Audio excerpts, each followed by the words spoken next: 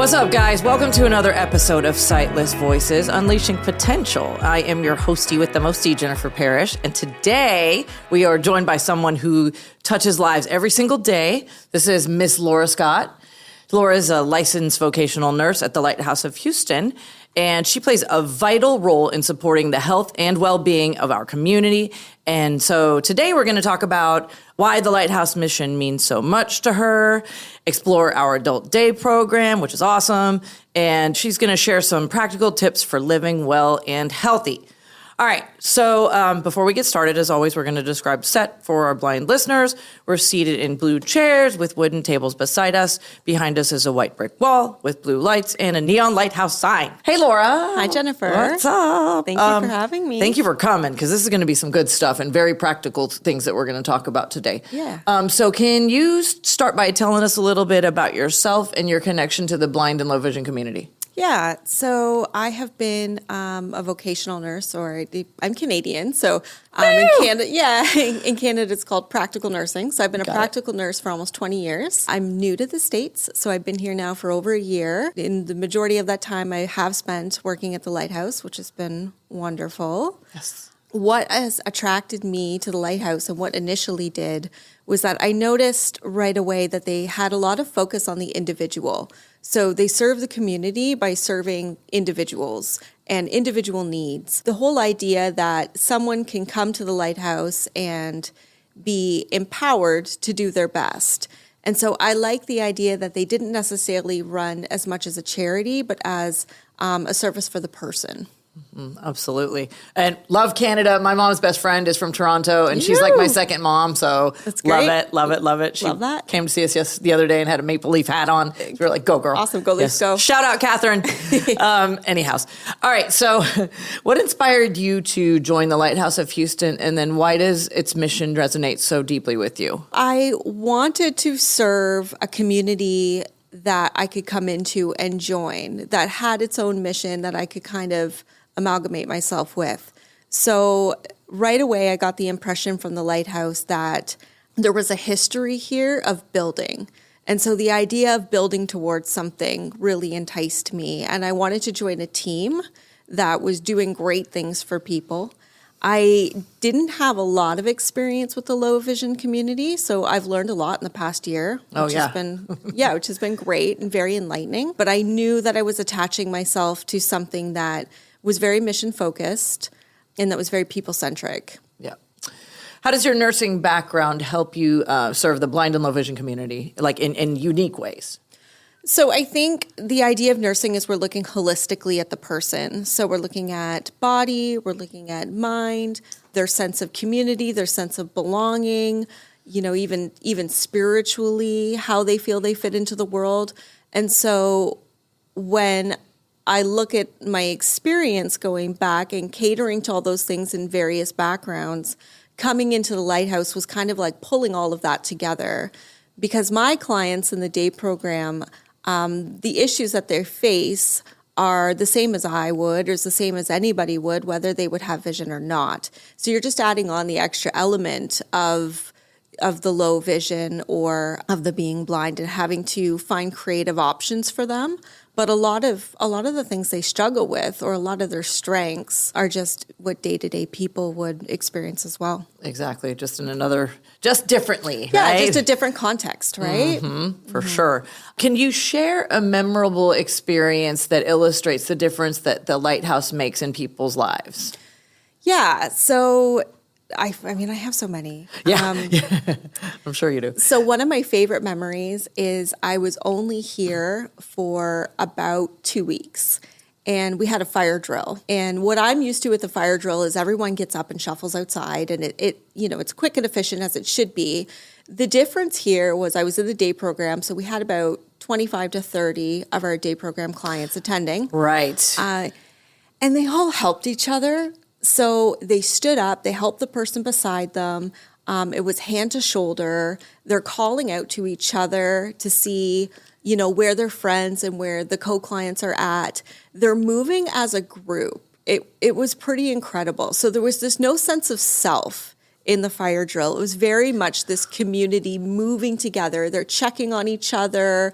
Some of the ones that would, you would consider having a quicker pace, we're hanging back and helping some of the ones that we would consider slower. This is all with staff, of course, too. Staff are helping to aid it. Of course. But it was just such a beautiful representation of what the Lighthouse is, right? It's this sense of community. And so I felt it so quickly, this really unique way right off the bat. So that's one story. That's awesome too, because those, the adult day program, which we're going to get into here in a second, it's not just blind folks. There's, multiple, disabilities going on over there, right? Yes, exactly. So it was a really beautiful thing. And then I've had unique experiences with each of my clients. Something as simple as getting their blood pressure under control can be really exciting. I had one gentleman who had to keep on leaving early because his blood pressure was just very, very high. Spiking. Yeah, so he had to keep on taking, his mom would have to take him to the clinic over and over and over again. But with enough communication between me and his mother and his primary physician back and forth, finally, he kind of got put on this medication regime, and then he was able to come back consistently. There were no more blood pressure problems. So even something as simple as that, because we're giving him consistency, we're giving him normalcy in his life, and it's a huge thing for him. Empowering him to get it kind of under control, and things like that. So huge sense of accomplishment for him to be able to take his health and work with his team of people, his community behind him, in order to, help him feel better. Yeah. So that was a really good one, Absolutely. Okay, so let's talk about the adult day program, because this thing, man, I'm going to tell you, so I've worked here for 9 million years. It seems like 25, going on 26. Anyhow, it's morphed into this really cool thing. I mean, it's always been there, but there's so much more going on right now. So for those who don't know, tell us about the adult day program and who is it designed for? Yeah, so I think, the adult day program is somewhere where our clients can come, and they usually are here Monday to Friday from about 8 to 9 a.m. till about 3 to 4 p.m. They hang out with us. We have a variety of activities going on. We have health initiatives. We have health monitoring. They get snacks. They get a great lunch. We have a lot of fun. There's a wonderful sense of community, and this is all done through our incredible day staff. So I got to shout out my team down there because we have. Let's shout them out. Yeah, I've got a great manager from the get-go. So Matt, our manager down there, is wonderful. Yes. Kathy Trim is our activities director, and she's incredible in what she does. Oh my gosh, you're not lying, man. Yeah, she's been a huge influence over the Lighthouse. So it's been incredible just to see what she's done and how I can support her in that. We have Madison and Tracy and Patrice and Vicky. So we have a really solid team down there to help support these activities. But we have a lot of fun. So there's a lot of great things going on. We do karaoke. We do certain sports. We have people come in and teach the clients sports. We have art. We have trivia. I do health teaching. I do one-on-one counseling. Do you? For health. So for medications and things like that. But diabetes things. Yeah, absolutely. We have a diabetes group that comes every Wednesday. Yeah. So that's been a huge benefit to our clients. Because diabetes is the leading cause of blindness for those out there that did not know. Absolutely. So check your sugar and check it often. Absolutely. So important. Yeah. And then I would say the type of person we serve. So we serve everybody. Yeah. We have a wide variety of range. I have clients down there who are working professionals. Do you? I do. Wow. So we have some that were in the work field that have, slowed down and are looking for some continuity and just something that they can go to day to day. Yeah. I think we provide a strong sense of routine for our clients. I think it's somewhere where they can come and feel like they belong. As you mentioned before, we do have we have some autism. Yeah. We have some intellectual disabilities. We have all those things. But then we also just have some folks who have sort of slowed down in life where, they're not looking to be in the workplace or they're not necessarily looking to go out and volunteer. And they're just looking for somewhere to go and have some hot meals and have some fun and be around some great people. So we're able to provide that. That's awesome. Yeah, I know who you're talking about now too. And it's like back in the day, it used to kind of pretty much be exclusively some, intellectual disabilities, like you said, and autism. But now it really is morphing into this beautiful thing. Like, I'm going to shout out Big Mo. Big Mo comes to this thing. And he was a former truck driver. Yeah. And just, when you lose your vision, you're just like, what now? And so this, like you said, continuity, routine, a place where his, health can be monitored, and there's other things like that. And so like, it's really become a beautiful place for, like you said, just people that want to slow down and just kind of go somewhere and hang out and do fun things. And now you're providing health education, which is wonderful. Yeah. That's awesome, and all the fun activities. So, how does this program improve quality of life for adults who are blind or low vision? And then, what feedback have you received from families and participants? I really think it improves their quality of life in many ways. First of all, just again, the social dynamic. Like, this is a community, this is a family in that room. And when we have new clients come in, they really join that family. They look out for each other, and they're invested in each other and everything, in their health, and how they're doing day to day. If we have a client who is away for a few days, they're missed. And oftentimes, if we have a client that's away for a week on vacation or whatnot, when they come back, they'll come back to literal applause. Aww. Like, they literally get applause when cool. they come in. So it's this really incredible, tight-knit community. So there's that. Certainly their physical health. So we're able to take vital signs, monitor their weight, their blood sugar. Again, blood pressure is another sort of hot topic with the clientele down there. I have direct communication with their doctors. So good. Being able to facilitate if I'm seeing something that's going on with them. Mm-hmm. They have health counseling, health teaching, activities.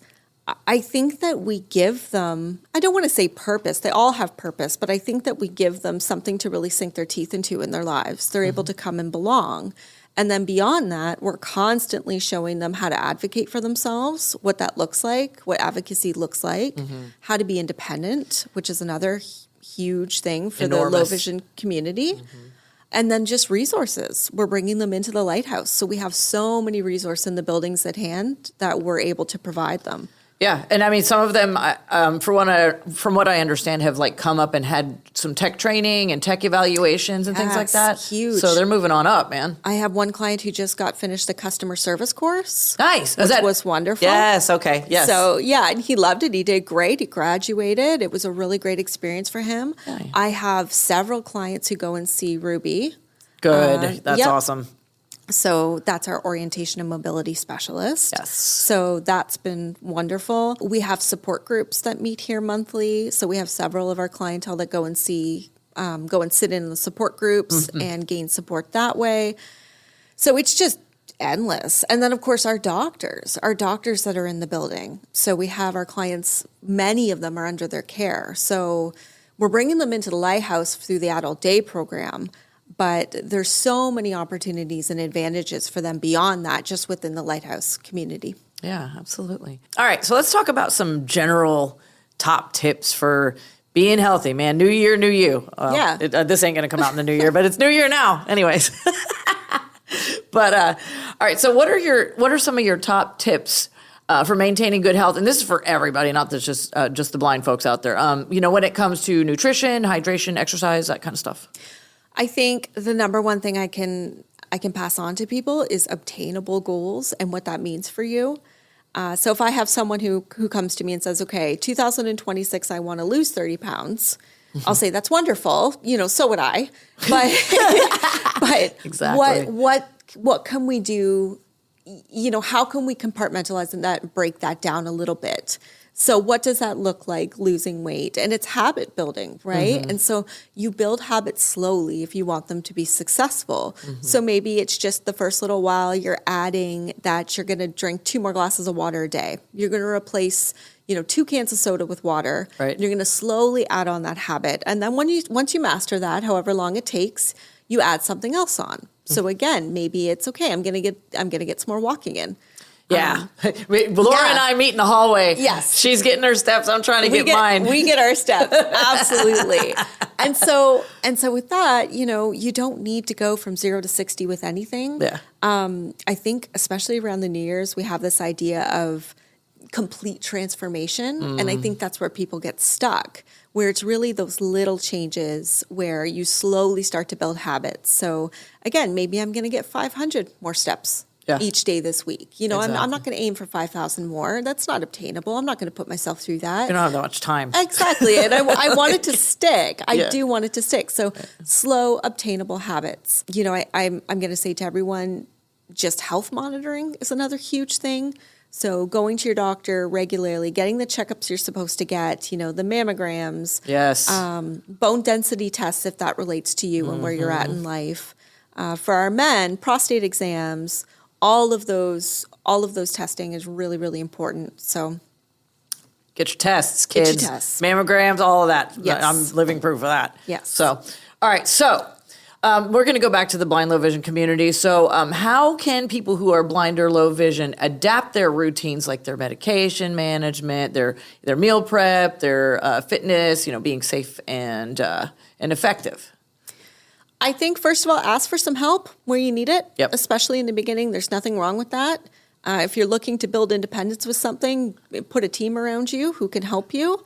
If you don't have a team, then you need to get yourself one. So reaching out to family or something like the Lighthouse of Houston is a great first start. We are a great resource for this. Yes. I would say that with our low vision community, everything does kind of have to be premeditated, doesn't it? So the planning is so important and how you do things, building routine for yourself, building those safety measures around what you're doing. So have people help you. Access technology. Technology is a wonderful, wonderful thing these days. If you're not comfortable with it, try to branch out and learn some technology. We train for technology, so sure do. we're one-stop shopping over here, baby. Hit up Victoria, right? Exactly. There's lots of wonderful devices. There's talking dossets. There's talking medication prescription readers. I just had one dropped in my office the other day that I was playing with. It was a lot Really of fun. That's Yes. pretty cool. Like prescription, Yeah. like the bottle. It reads the bottle. So it Dude. scans it and then it reads it. I need out one of loud. these. Yeah, and I was thinking, I imagine that there's apps. Seems to be apps for everything. I mean, there's these things days. that will read a prescription label, but you have to line it up with the camera, and it's like, it's a kind of a pain in the butt sometimes. yeah. Right. Yeah. So Yeah. that's very cool. Man, you need to show me this thing later, because Yeah, that's yeah, neat. it is very, very Like, cool. are we selling it? I imagine so. We're selling some version of it, I'm sure. Sweet. Yes, because we do have a store at the Lighthouse. Yes, we So, do. Yeah. You can buy a talking scale like I just did Yes. last week. Yes. Y'all, because I'm on a journey. They have low vision Barbies, which I thought was Yes, so the incredible. blind Barbie. Yeah, I love that. Yep, she's cool. Yep. Yes, so I just bought one of those for my niece last year. So There you go. Yeah, man, and she's pimping it out. She's Yeah. like, "This is my blind I love- Barbie." Yes, I love it. She can do everything. yes. All right. So, what preventive steps should our listeners prioritize, and then what resources and tools do you recommend for staying healthy and independent? So any preventive steps, so again, going to your doctor, getting those scans, Yes. getting those tests to make sure that you're healthy. If you don't have a good healthcare team, get yourself one or get some help getting one. There's so many ways to be preventive. So, paying attention to nutrition, sleeping well is another huge one. Sleep is huge. Take a look at your sleep hygiene. How much sleep are you getting a day? What does your sleep look like? What are your wake and sleep hours? Those sort of things. That's really good for preventative health. Going to visit your dentist. Another thing, take good care of your teeth. Take good care, because bad teeth can lead to so many other health problems Absolutely. too. So gum disease and all that kind of stuff. So Pay close attention to your mental health. That's a huge thing, especially in the day we live in. So, Yep. making sure that you're feeling okay, you're feeling well. If you're not, then making sure that you're going out and getting yourself some guidance with that is a big thing. 100% in today's world. And then, help and resources, right? Yeah. So there's lots of great Texas guidelines for nutrition that you can check out. Check in with your local doctor. The Lighthouse of Houston is certainly a wonderful resource for people. So check in and see what we have going on. Right. Because we're building. I That's mean, right.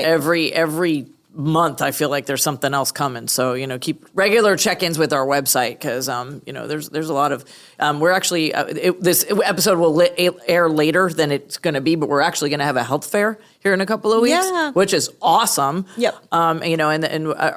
So this is just for my own personal curiosity. Are we doing the mobile mammogram? Did y'all get that thing? We didn't. We did it. They're coming. So they are coming. They're going to be handing out information on it. Okay, perfect. But apparently they get booked up pretty good, for a year. They told me that they had a 99% book rate for 2026. Yeah. And something like 42% for 2027. Oh, yeah. Get in there. Yes. And plan it around it because, there's so many people in our community, blind and low vision that need to go handle that. Yes. You know what I mean? Well, so we're going to wrap it up here, Laura, and I really appreciate you coming by because this is really some really practical stuff. Got talked about the adult day and all that good stuff. But do you have any final thoughts for our listeners, especially our folks who are blind or low vision, about living a healthy and empowered life? I would say to challenge yourself, access your community around you, learn what it means for yourself to be empowered and figure out your own empowerment and move forward with that. There you go. Well played there. Thank you so much for sharing your expertise with us today, man. This has been very, very good. Thank you, Laura. To our listeners, hi guys. You can find more episodes of Sightless Voices Unleashing Potential wherever you get your podcast or on our YouTube channel. Follow us for updates on social media at HoustonLighthouse.org and to learn a lot more about what these guys are doing over there in Adult Day and all of our events coming up and to learn more about our mission. This is, again, Sightless Voices, Unleashing Potential. And until next time, stay empowered and continue to break those barriers.